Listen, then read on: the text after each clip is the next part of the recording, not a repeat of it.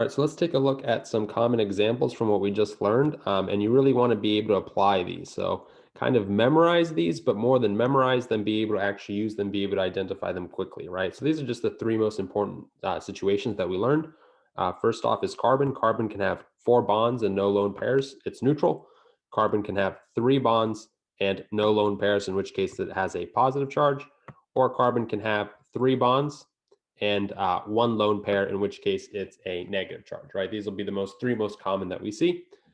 For nitrogen, most of the times it's either going to have three bonds and a lone pair, in which case it's neutral, or four bonds and no lone pairs, in which case it's a positive charge. And then oxygen, two bonds, two lone pairs, neutral, three bonds, one lone pair, positive, one bond, three lone pairs, negative, right? These are the most common examples that you'll see. So here's some examples. So go ahead, just take a quick minute, pause the video, copy down these examples, and then work through them yourself. So what we're going to do here is identify the formal charge on any atoms.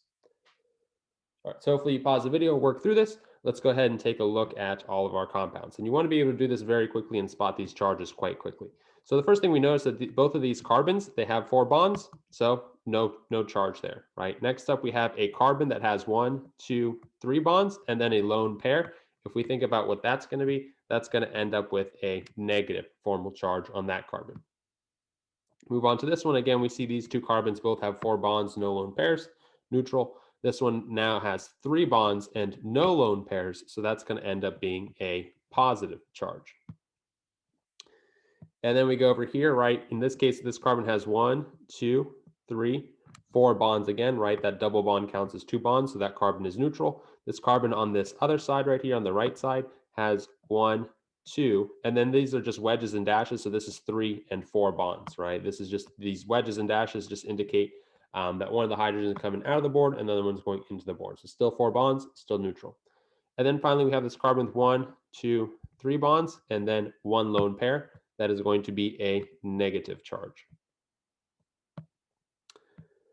We move down here, right? We see that this carbon has four bonds, no lone pairs, that's neutral. And then we take a look at the nitrogen, right? Nitrogen most commonly has three bonds and one lone pair, in which case it is neutral there.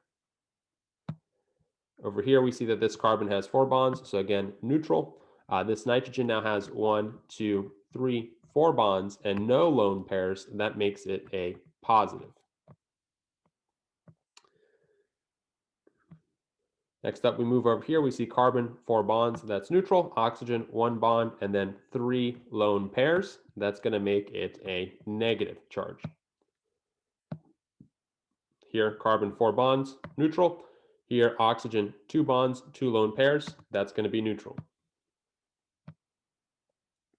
Here we see carbon, four bonds. That's going to be neutral. Here we see oxygen, three bonds, one lone pair. That's going to be a positive charge for that oxygen.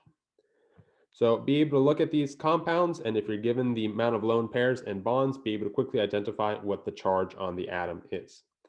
Another exercise you can do is you can be given the formal charge and then asked to fill in how many lone pairs. This is what we'll do later on, because later on we won't be drawing these lone pairs. We'll just assume that you know them, right? So in this case, we're asked to fill in all the lone pairs. So go ahead, pause the video again, work through these. All right, so hopefully you've worked through these. Let's check out our first case, right? The hydrogens all have one bond, so we know that they're not going to have any lone pairs. And then we start off with this oxygen, right? It has two bonds and then no formal charge. That means that it needs an extra two pairs of two lone pairs, right?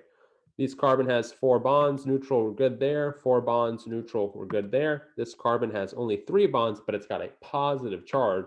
So that means that it has no other lone pairs there. Contrast that with this carbon right here, also three bonds, but now has a negative formal charge. That means that it does have a lone pair. Other carbon has four bonds, neutral, no lone pairs. This oxygen over here only has one bond and then has a negative formal charge. That must mean that there are three pairs of lone pairs. And the carbon has four bonds, neutral, so we're good there. Next up, we got this oxygen with three bonds and a positive charge, which means that it needs to have one lone pair. And then this carbon here, four bonds, no formal charge, no lone pairs. Continuing on, right? Carbon, 4 bonds, carbon, 4 bonds, neutral, no lone pairs. Nitrogen, we have a neutral nitrogen here, but it only shows 3 bonds and it's neutral. So that must mean that there's an extra lone pair that isn't being shown here. Next up, we've got carbon with 4 bonds. So we're neutral there. Here we have a nitrogen with 4 bonds, right? 2 single bonds and 1 double bond. That's 4 bonds total with a positive charge. That means that it has no more lone pairs there. Here, this oxygen has 2 bonds, which means that it has another 2 lone pairs right there. This oxygen has 1 bond and a negative formal charge, which means it has 1, 2, 3 lone pairs. Finally, we have this guy over here, right? The 2 carbons on either side, 4 bonds, neutral, no lone pairs there. This central carbon, it has a positive charge and 3 bonds, which means it has no lone pairs here. And then finally, this oxygen has a 1 bond and then a negative formal charge. That means it has 1, 2, 3 lone pairs there. So again, it's really just applying this kind of upper stuff right here and being able to do it quite rapidly. And that just comes from practice, practice, practice.